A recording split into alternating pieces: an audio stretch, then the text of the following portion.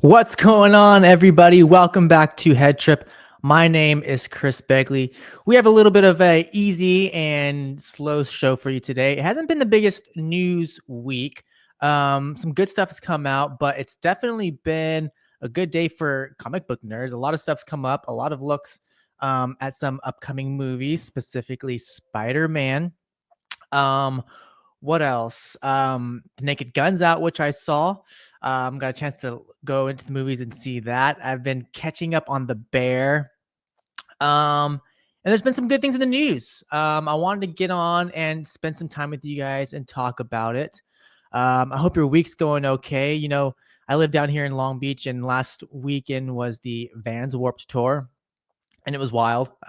We live streamed it from here on our channel. So if you're on X or YouTube or Twitch or Kick, we had the live stream going. Trying to kind of go back and forth between all the different stages and all that. So it looked like it was a really good time. We didn't have the opportunity to get out there myself. Myself being a former musician, having played music, used to play in a band called Fight Fair. We got a tour coming up in Japan. In October, but I played Warped Tour, so I've done that whole thing, so I couldn't really justify buying tickets myself to go. I couldn't unfortunately get in any other way. Not too many people I knew. A few people I knew are playing, but it was packed. Looked like a really good time. I mean, from the overheads, it was absolutely insane. I don't know if you had the chance to kind of like see any of that, but it looked pretty wild. It was stacked, but they're already selling tickets for next week, so that's going to be interesting, I guess.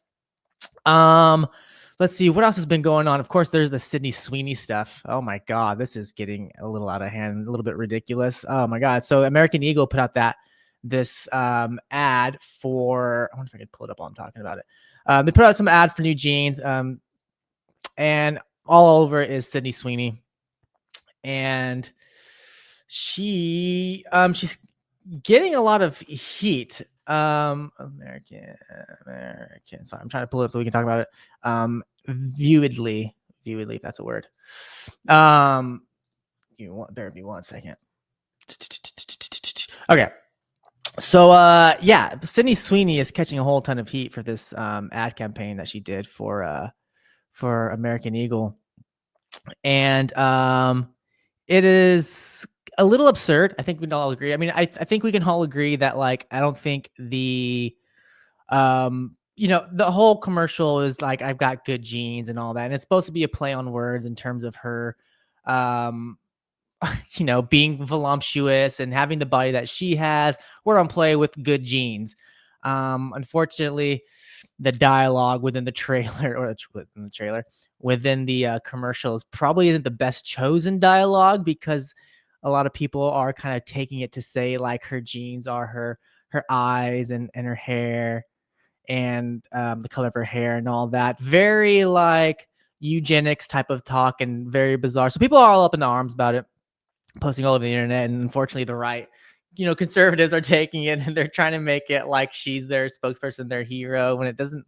I don't think that's like her mindset. She's been vocally pretty like pro-choice and an ally to the trans community and all that. So really, really, really bizarre situation going on with that. It's unfortunate. Obviously it got taken out of way out of hand. I mean, it's just a commercial, it's a play on words. She's talking about jeans and clothing and her body and all that, and I understand why people are upset. I really, really do, but I also think it's being taken to like another level, unfortunately. But yeah, I mean, between that, it's been a pretty good week. Other than that, weapons is we're starting to see a lot of more talk about weapons. I think it premiered with like a 100% on Rotten Tomatoes or something phenomenal like that. We posted about it somewhere, but yeah, I cannot believe I'm so excited for that. Like, the closer that weapons gets, the more and more excited I get, because I absolutely cannot wait for that movie. I think what Zach Kreger is doing with it looks terrifying. I think Julia Gardner. I've already talked about this, just like on and on and on and on and on and on and on and on and on and on and on and on and on. But yeah, I mean, 100% on Rotten Tomatoes. I mean, you like that's no easy feat. I know a lot of projects get that right off the bat, right off the cusp, because usually it's like the sort of the few reviews, like it's off 10 reviews, I think, right off the get go, which is like not a lot, but at the same time, it's not nothing. It's definitely not nothing. Um, and I definitely think it warrants being talked about, because I think, for example, like that's an astonishment for horror movies. They don't always get that. Like, I mean, obviously you have like Nope, and you have like some of these Jordan Peele like horror movies, and we've had Long Legs and stuff like that. And they've done really, really, really good, got really, really good reviews. But I think Weapons in particular is something that people are like. I think this is something that people are just like ecstatic about. Like it just looks terrifying. The performances look great. The marketing has just been fantastic, and they've done a really good job of not giving too much of the details of what this movie is entirely about. I mean, now we're kind of getting to the point to where like they're starting to put out more content, and some of the dialogue in it is kind of giving up some plot details. So I personally myself have kind of stopped listening to try to do my best to stop looking at a whole bunch of that content that's being pushed, the promotional stuff and the ads and all that, because I don't want to be spoiled. I'm at a point now to where I'm excited for it, but I don't necessarily need to. Um, Weapons. I don't need to know any more to get me any more excited. But as it stands, it's still sitting with 17 reviews at 100% Rotten Tomatoes. I'm not gonna share my screen because I got other stuff lined up, but it's still sitting at 100% out of 17 reviews. So we'll see. We'll see. I mean, I'm excited. I need to get my tickets to go. I also really want to. I also need to get my tickets to see Together. That is another horror movie that I'm so excited for. Unfortunately, my girlfriend wants to go see it. I know that she really wants to see it too. She loves Allison Brie and Dave Franco. They're fantastic, and yeah, so I'm excited to take her to go and check that out with me. But we'll see. We'll see how that goes. Um, okay. Let's get into a little bit what we've been watching. I have been finally catching up on The Bear season, I don't know, 4. Where are we at? Season 4, season 3. The newest season that's been released. I'll put it that way. I started watching it. I'd put off watching season 4. I've put off watching it a little bit because I just didn't really have the time. But I spent the last couple days getting back into it, and I've got to say, obviously first season or two are probably I don't know, first season 2. The first season is definitely the best. I mean, it just knocked it out of the park. I don't think it gets better than that. And I think every season that they've had following that has been really good. I've enjoyed every single season so far. What I do like about this new season, I'll probably have a bit of spoilers in here, so jump ahead if you don't want to hear any of that. But I really love that this new season has really doubled down on the family and the emotional aspect. We're getting a lot of standalone episodes for different characters. Say Sydney, Abadiro, I think Abadiri, Sydney. She has a standalone episode, and I haven't finished it. I should say I'm all the way up through season episode 7, which is the wedding party episode. Which is fantastic, by the way. What a great episode. It's like that the dinner episode in the previous season. I can't recall the name of it, but what I love about this show is that every season tends to have that one episode that brings everybody together. And it's just kind of like a chaotic episode from multiple different perspectives. And this season, episode 7, which is called Bears, does a wonderful job of that as well. We get to spend a lot of time with every individual character and really kind of see where they're at and where their mindsets are at, and kind of in a show where everybody is hectic and there's a lot going on and everybody is just kind of like boiled over and really short with each other. Episodes like this are really important, and they're really impactful. And I love it. I love that every character got their individual time to shine, and we got a lot of Josh Hartnett in this episode, which I think is great. I think he's a great addition. Even though he's got this creepy smile, I love him. But ever since Trap, I don't know if he unlearned how to smile or something, but every smile is creepy from Josh Hartnett in the show, even though his character means well. But getting back to, there was the Sydney episode that was all about her and spending time with her cousin's daughter, and talking with Shapiro and the stress of kind of going back and forth and what is she going to do. And that was just a really, really good episode. I loved the opportunity for her to kind of step away and just get outside of the whole funk that is the bear and the stresses of the possibility of opening a new space with Shapiro, and just kind of get down to like very simple basics of somebody else's life and somebody else that has something going on. In the case of her cousin's daughter, her cousin played by Danielle Detweiler, which is pretty cool to see her pop in here. But the first episode with Mikey, getting that time with him and Carm was really special. I mean, obviously, any time that John Bernthal enters the screen on any movie or any show, but specifically this, man, it rips. Everybody is performing at the next level. Anybody from your Jamie Lee Curtis to your what's his name? His the fucking executive producer on the whole damn thing. I can't. Maddie Matheson. Sorry, I brain was slipping, but everybody top down, we're getting some really, really solid performances from the Facts too. I love that the Facts are getting a lot more screen time and all of that. But I would say the last thing I really, really want to touch on before I spoil too much, obviously I haven't finished the season, but Eben Moss Backrack, the performance he's given, the trajectory that we've seen his character go through from being very just over the top, stuck in his ways, like no linear path forward in his purpose and his life, to see that growth and to see him grow as a person, not just as a professional within his newly found love for this craft, but also as a friend, as a cousin, as an ex-husband, and as a dad, and as a friend of the new stepdad and Josh Hartnett. It has just been fantastic to kind of see him overcome these hurdles.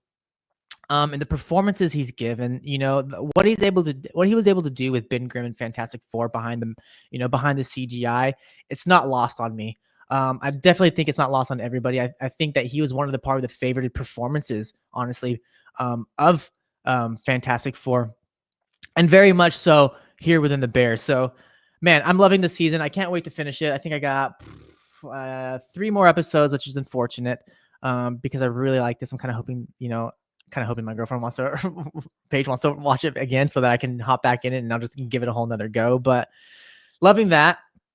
And then yesterday, I went to go see The Naked Gun. I was excited. I was, I'm not the biggest, I like to go see comedies with friends and stuff like that. And I just had a slow day by myself and I really wanted to go check a movie. And I want to watch together, but like I said, I'm kind of waiting for that. And there's a couple other things that I have seen: Jurassic World, Superman, Fantastic Four. I've seen all that. There's a couple other things that I would like to see.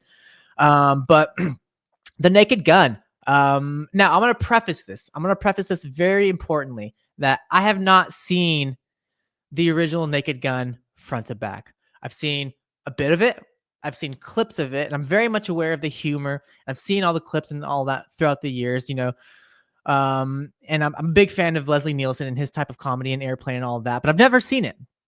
That being said, what I do know about it, this movie is so good.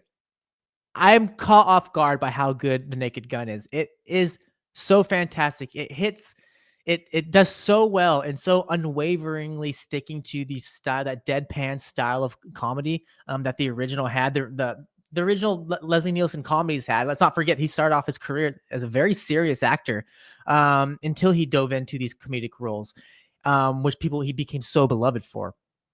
But this movie is so good. It sticks to that deadpan humor, and Liam Neeson is like, I cannot think of anybody who would be more perfect for this role. He just crushes it. His line delivery is just so on point, and I never had any doubt.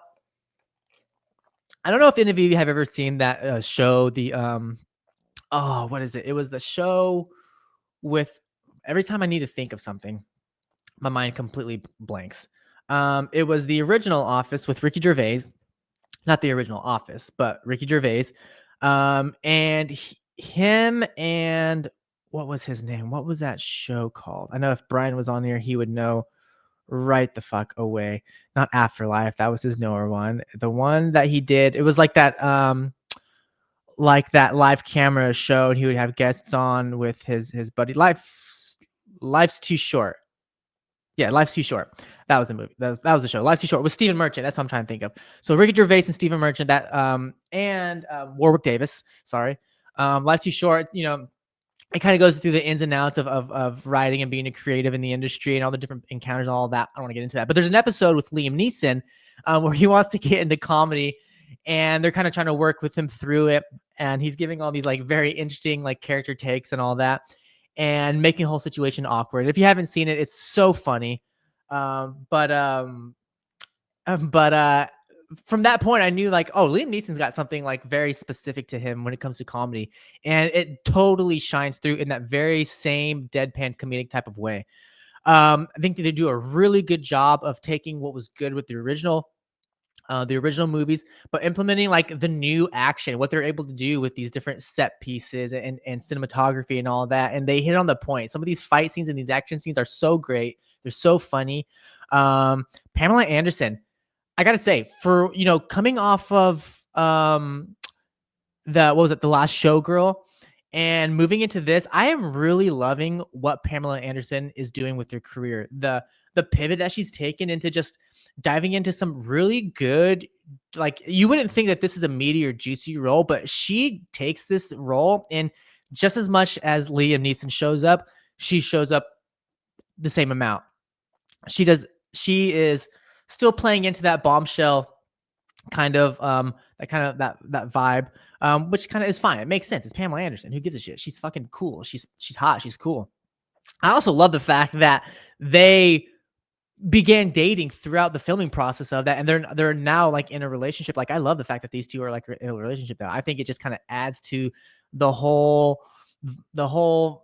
kind of what has come out of the good that's come out of this movie. So Pamela Anderson, she's fantastic. Every time she shows up, her what she does, there's just this part where she's got to get on stage and kind of create a distraction, and it's so funny. It's so good. She does such a good job of just going fully in. Danny Huston, another great addition. I'm not even sure if I remembered or realized he was in this movie. Maybe it just kind of went over my head. But he does really well as well. The set pieces are fantastic. This Paul Walter Hauser, in the moments that he gets to show up and shine, he does a really good job of being kind of like a number two to Liam Neeson's character, Frank Drebin Jr. A lot of good people, a lot of good cameos. I don't want to like give away too many cameos because there are some like ones that took me by surprise. I was not expecting a little bit in the more middle, and then towards the end, you all know what I'm talking about when you see it. But yeah, this movie was good. I really, really, really recommend seeing it. Don't sleep on it. Don't get me wrong. When I was in the movie theater, it felt like it was a geriatric center. No hate, but I think probably 80% of the people were in there that were probably over 65 or so. Aside from like me and maybe a couple other people.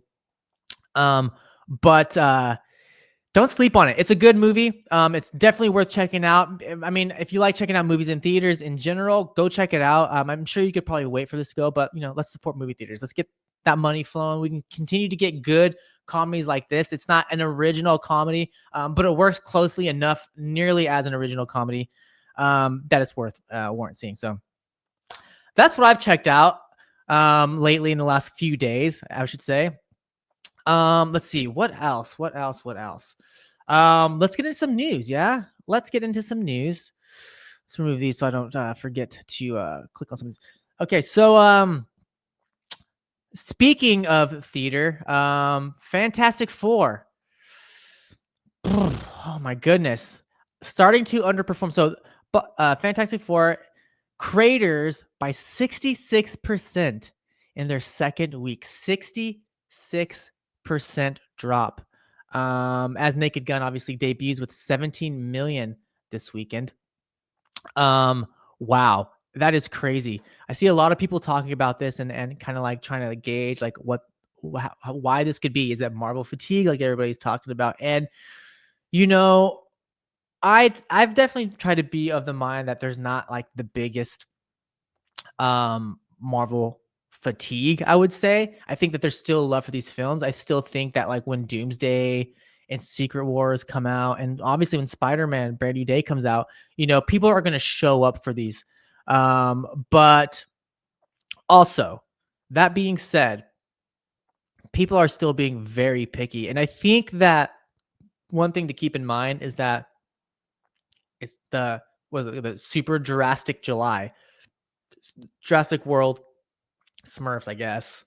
Um, Fantastic Four, Superman. What a time to release your movie. There's no doubt that you could probably make the argument that if say Superman, I mean, look at the money. I mean, Jurassic World is what, nearing like $800 million. Those movies always perform. It's insane how well those movies always do, and for good reason. They're spectacle. But there's no doubt if you remove Jurassic World and you remove Superman, that this movie probably performs significantly better. I mean, it came off of like a $200 or so million weekend or something like that, like a crazy opening weekend, and then this huge drop.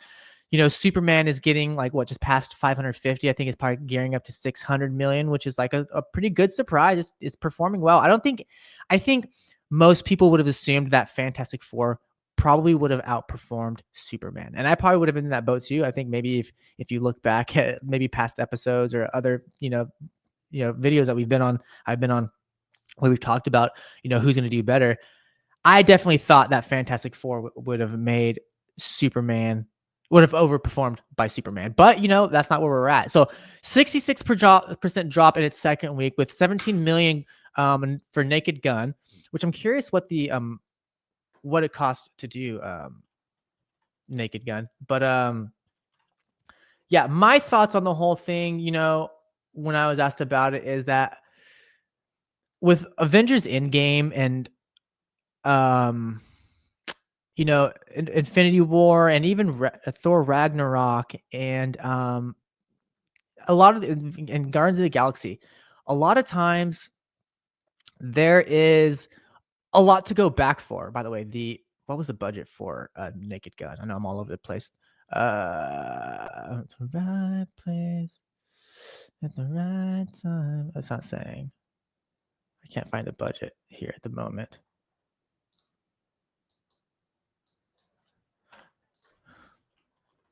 Let's see. What was the budget? 12 million. Oh my God. There's no, okay, 42 million. Oh my goodness. So the budget for Naked Gun was 42 million in comparison, which looks like it's going to make its money back. And looks like it's got what, 28.5 global box office as of right now, I'm pretty certain.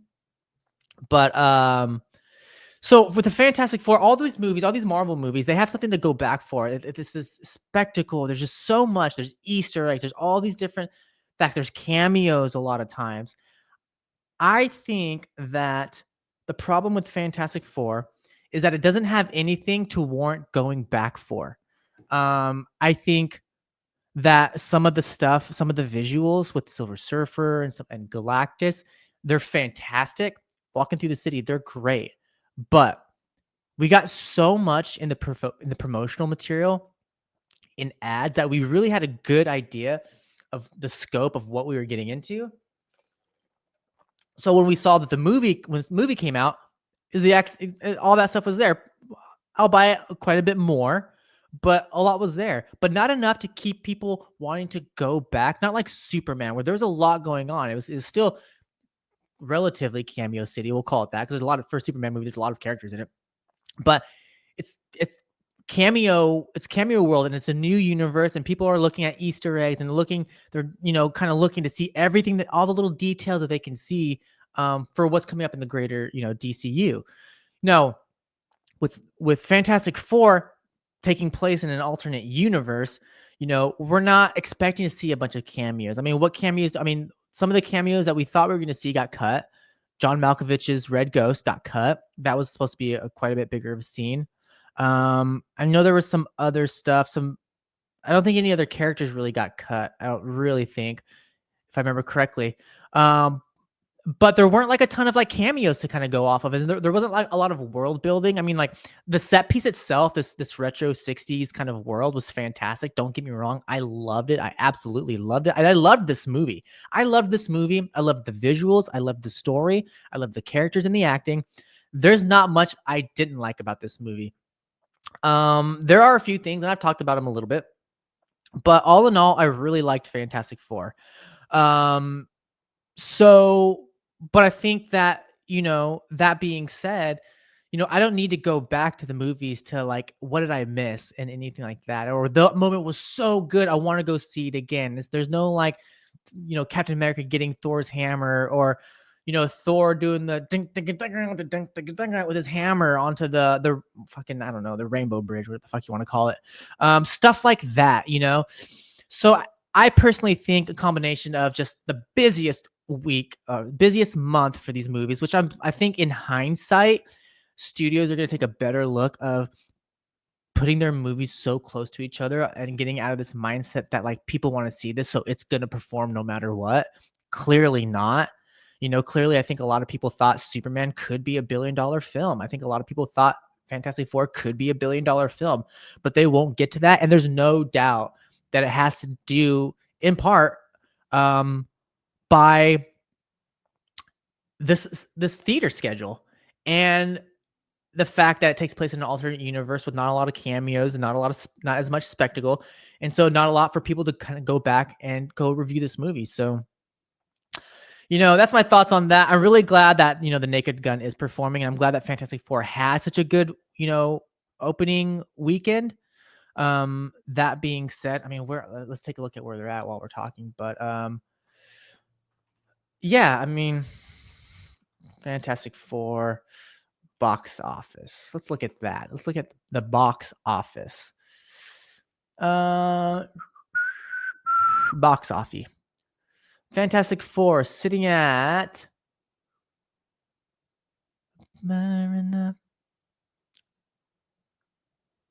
Fantastic Four first steps. So worldwide, 260. And I guess I'll share this tab instead. Let's go down. So 269 million worldwide so far. Movie came out July 25th, so we are 2 weeks. We are 2 weeks into this movie's release. 269 million, 170 domestic. Good. That's good. 170 domestic is really good. So we see internationally not performing well whatsoever. And I don't think it needs to go into any more. Over 4,000 theaters. Sucks, man. It sucks. There's no doubt it sucks. I mean, look at these. Down, down, baby. Are you down, down, down, down, down? Although Friday, a little bit of a leap, even though it's the weekend. But I don't know. I don't know what they can do, if there's anything that they can do. But it's unfortunate. It's definitely unfortunate. But I'm really hoping that maybe they kind of they get their footing again, and can you do that? I can get their footing again. Yeah, I don't know. I mean, also with Thunderbolts. I mean, like, there's no doubt how good of a movie Thunderbolts was. Just for it to just not perform. I mean, let's look at it. That is the other thing, is that like how well Thunderbolts performed, how good of a movie Thunderbolts was. Thunderbolts is a great movie. Fantastic Four is a great movie. Both underperformed at the box office, like, surprisingly. So I don't know if, I don't know what this means for the future of the Marvel movies, but it doesn't look good.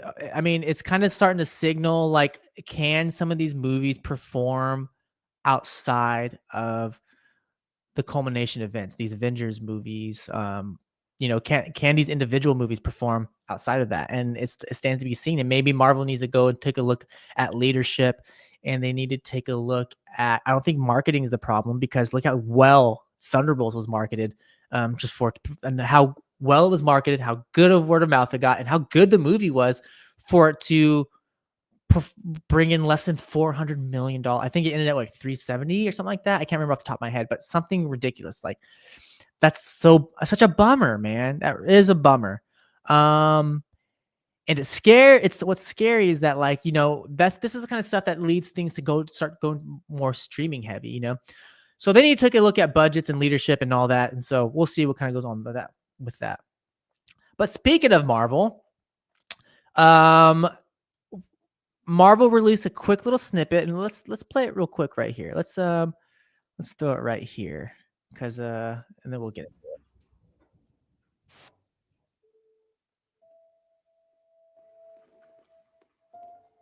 So they released this little clip. Something's coming on Spider-Man Day, August 1st, Spider-Man Day. We ready? This isn't the clip. They released the other clip for getting ready for Spider-Man Day, and then they released this. So our first look. I kind of want to play it again. Let it run through one more time. But we get our first look at this at the new Spider-Man suit, and I like it. I really like this suit. I like the colors. Um, I think specifically it is cool. Stop right there. So he's not closing his eyes. I think specifically what I like about it is that it's kind of taking. First of all, I think one of the better parts of No Way Home coming out of that is the ending and what that suit looked like. And let me be clear. I want that suit. I wanted that suit right off the bat. I wanted that suit that they ended No Way Home with. I wanted to start this new, brand new day. I want him to be in that suit. I don't know if it's supposed to be the same suit or with minor upgrades. I can't remember now off the top of my head what that suit looked like in terms of emblem. Um, but I do really like this suit. I like the colors. I like how they're like really like that red and blue definitely stand out. Um, that lifted webbing that kind of goes down is giving a little bit of the Tobey Maguire suit, which I think is kind of cool. What I think is fun is that they've taken what Marvel is like not afraid to kind of they're starting to get not afraid to kind of go all in on the comic accurate suits, which is the bright red and the bright blue, taking some of that Tobey Maguire kind of like that webbing, that lifted webbing that kind of goes down. Whereas like, Andrew Garfield's was more like it was almost the suit almost felt like a stretchy leather. I don't know. Like it was more like the webbing was like more indented than it was raised. Um, and then we get like the new Spider-Man logo compared to like that small one that he's been rocking, a little bubbly looking one with the toot toot toot toot. So we get a little bit different of a Spider-Man suit. With the lowered Spider-Man logo, I mean, I know that his has always been a little bit lower. I would have liked the logo to go a little higher. I don't know. Maybe that's just like a weird preference. Maybe I'm just being weird about it.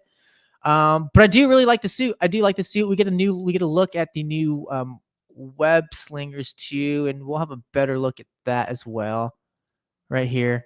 We can kind of see that. But pretty cool. All in all, I think a pretty cool suit.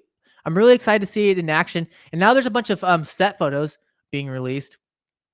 Um, right here, right here specifically. Some new set photos being that we're getting from just various different people. New looks at the suit in action. Tom Holland wearing the suit in action, and it looks good. I think it looks fantastic. I think what is cool, like I can't wait to see this. I'm looking back on all the other suits that we've gotten and all the other movies that we've Spider-Man movies that we've gotten. And I think what stands out about this is that blue and red comic accurate look. I'm excited to kind of see this, go into effect. Um, Along with the news, one of the other big discussions, prior to the suit being released, um, was not only the fact that Punisher is going to be a heavy key player in this movie, and we're starting to see that with some of these set photos with the tanks and stuff like that. If you're seeing that, by the way, you can kind of see the web shooters on that bottom left picture.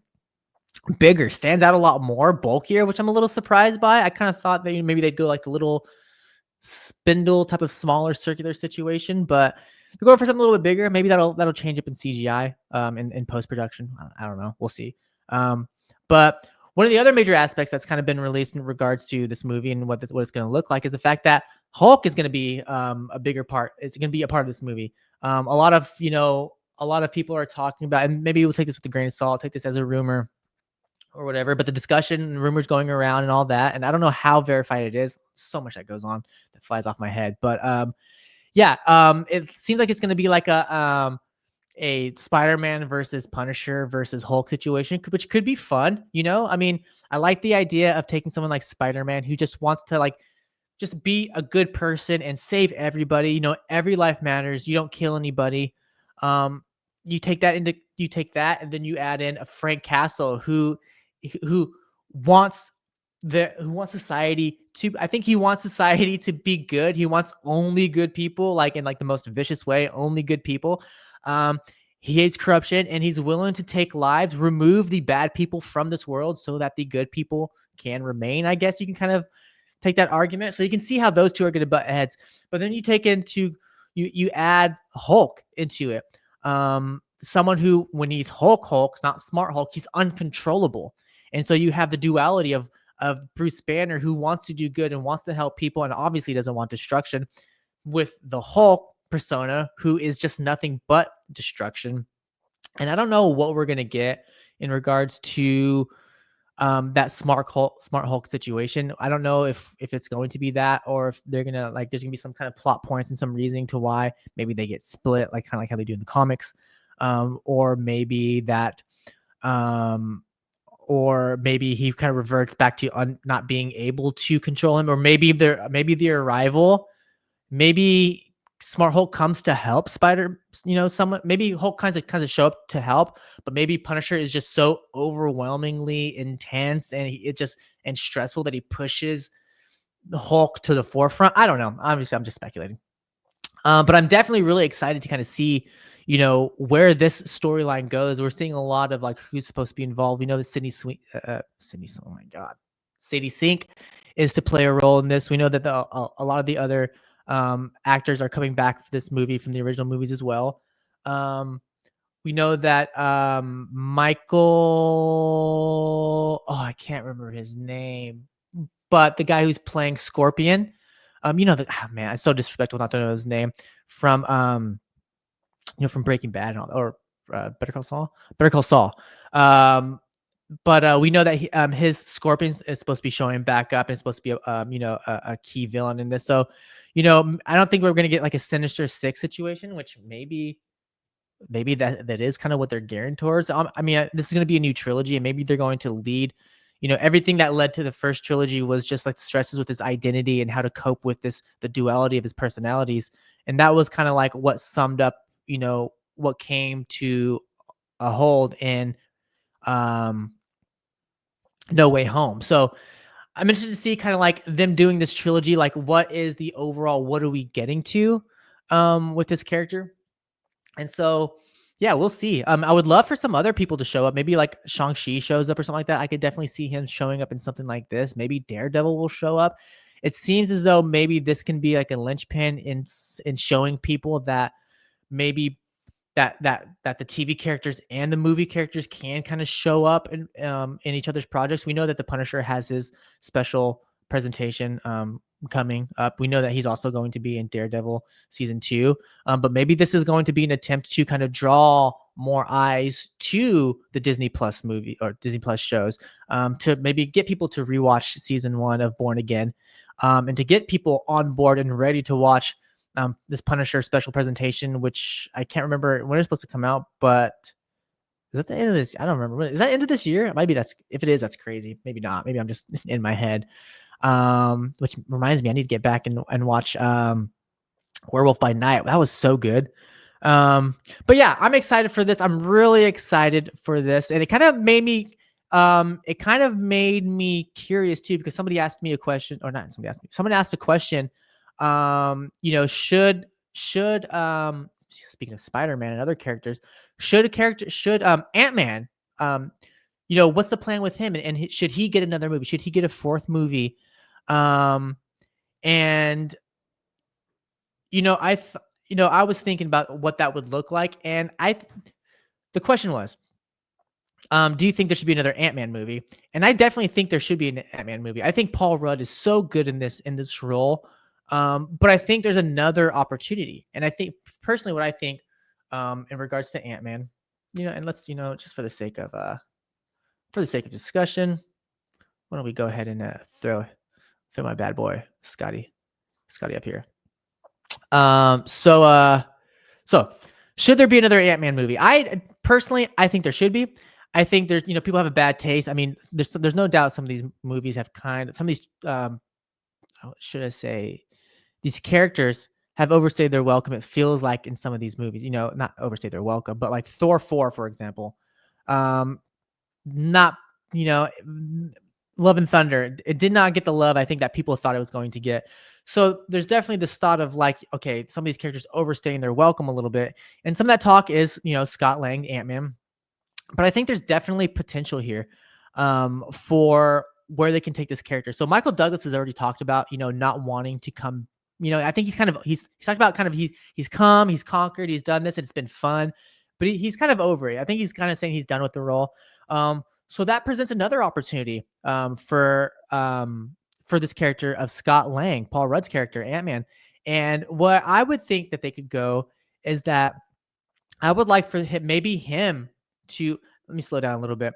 I think a good way to go about a fourth movie, and this is just an idea for me, because I'm thinking about how they can incorporate some new characters and all that. So I think it'd be interesting if, say, maybe they have sort of a mysterious villain who's probably like, stealing different tech. Maybe even like the Ant-Man, maybe he steals like an Ant-Man suit. Coupled with some, with some stakes, some larger stakes that matter and all that.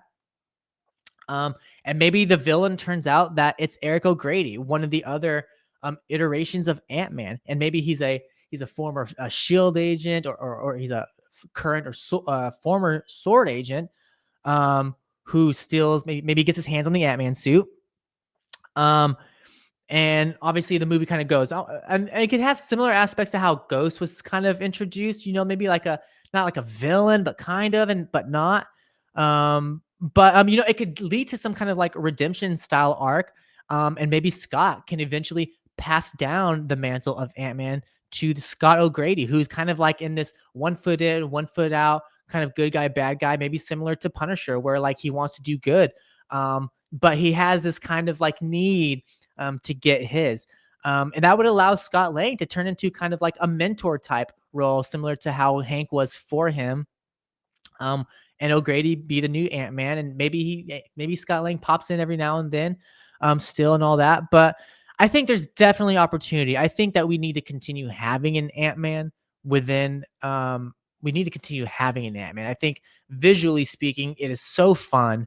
And maybe we can finally bring back Edgar Wright. Maybe Edgar Wright can kind of come and tell his version of an Ant-Man story, with a different character, not with Hank Pym, not with Scott Lang, but maybe with Eric O'Grady, and make him a more complex character, akin to like what he's done with Running Man and Baby Driver. I think there's something definitely special that could be made here, but I don't know. I think, that's just me. I think that could be something that's super fun. And I'm really excited for Spider-Man and the direction that this is going. The suit looks great. The additions so far in Punisher and Hulk are great. And other than that, let's see. I mean, we've covered quite a bit. I think one last thing I did want to kind of talk about, and maybe we can kind of like pick your brain. I want to kind of pick your brain on it, and we can kind of go out on this. Is that Wes Anderson was recently talking about having watched The Dark Knight on Blu-ray. And first of all, I want to say Christopher Nolan has kind of been talking. He talks so much about Blu-ray and owning home media, and I couldn't agree more because, I play, like I mentioned before, I play music, and something that's come up recently is, having put out music that you have to keep on renewing on platforms like Spotify and all that. If you don't renew it, that kind of goes away. And we've all become so accustomed to having that music be there in the same way that we've become accustomed to movies and TV shows being on Netflix and Max and all that, up until when they're not, and they can be removed. And these studios and these streaming platforms have the opportunity have the ability to do that at any given time. So us having not renewed some of our albums, they're gone off of those streaming platforms. And so now the only way to listen to them is if you have a copy. And so I've had people ask me that.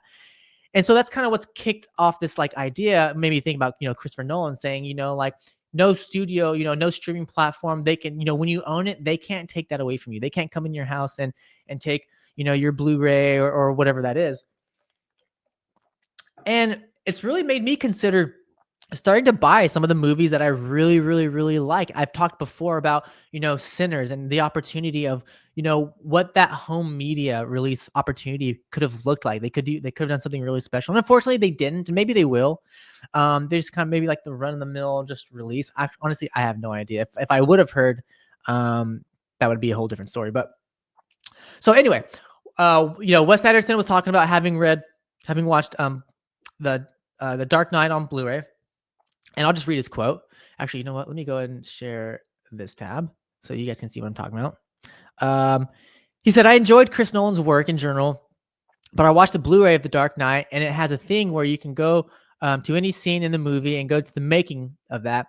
There's nothing that has ever made me feel like a professional than watching Christopher Nolan's group at work. The remote control miniature cars, just every technique, the rehearsal of flipping the semi-trailer and over and in the middle of the desert before they blow up in Chicago. There's one scene where a guy jumps off the top of a skyscraper. They rehearsed the jumping out for the actual thing. They did CG. But for the rehearsal, you did jump off the building. We have it as a reference. Wow, Chris Nolan is quite great. My favorite is Memento, but I'd like to learn how to do these things." Now, I'm a big Wes Anderson film. If you didn't know, I am one film. I'm a big Wes Anderson fan. I really, really, I tend to enjoy all his movies. Now, I haven't seen The Phoenician Scheme, but I loved Isle of the Dogs. I loved Grand Budapest Hotel. I love you just go down the list. I love them. I have the worst memory, but my thought is I would love to see what a Wes Anderson like bigger action film looks like. Like if he were to decide like he wants to like take on like maybe like an IP, something with a little bit more budget and learn these techniques, and maybe get some, I don't want to say get some mentorship. Like he's not already a great filmmaker. Oh my God. How crass do I sound right now? But like what I'm saying is I would love Wes Anderson to dive into something more into the pop culture realm, and not necessarily like, a comic book movie, and not necessarily like an IP like Jurassic World or like something like that, or Running Man, like kind of like what Edgar Wright has done. Pivoting from like his style, his own like particular style and his swag, and kind of putting that into a known IP. But I really would like for Wes Anderson to take on a known IP. And if not something original, but something new, something fresh, something that's not what he has done, and just kind of show himself that he's got it. I'm sure he's got it. There's no doubt that look how many directors they're new directors, and they put out these new indie movies and people love them. And so people bring them in, like, look, Chloe Zhao, look, what she did. And then with, what's the one with, I can't remember, Francis something. I can't remember. The trailer, the one where like the nomads, I can't think of the name of it.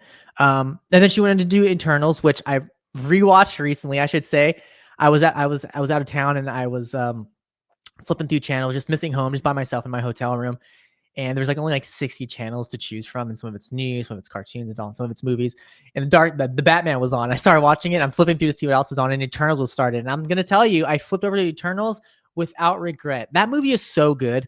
I'm so tired of people hating on Eternals. It is such a good movie, front to back. I think people watched it, they felt like they didn't like it, they talked shit about it, and they never went back. But I honestly feel like now, with the current state of the Marvel movies in the MCU, if you go back now, you'll have a new appreciation for Eternals.